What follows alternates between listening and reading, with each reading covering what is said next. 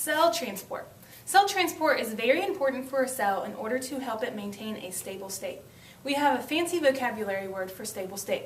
That is homeostasis. So whenever you see the word homeostasis, that means a balanced, stable state.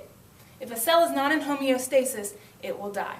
There are several examples of how your body as a whole maintains that stable, balanced state. One is sweating. So you sweat when your body is warm, and your body sweats in order to cool off and maintain a stable temperature. Your body shivers when it's too cold. Shivering helps your body warm up to maintain a stable temperature.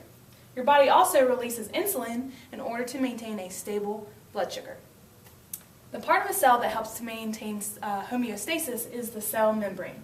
The cell membrane maintains homeostasis by controlling what enters or leaves a cell. This is a rough sketch of a cell, and you see the green layer towards the border of the cell represents the cell membrane. So it controls what enters and leaves the cell in order to maintain homeostasis. Now let's take a closer look at the cell membrane. Remember that the cell membrane is also known as the plasma membrane.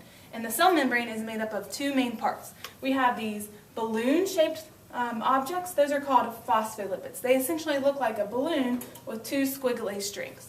And that represents our phospholipid bilayer. So it's represented by green and orange here. And we call it a bilayer because there are two layers of phospholipids. Bi meaning two.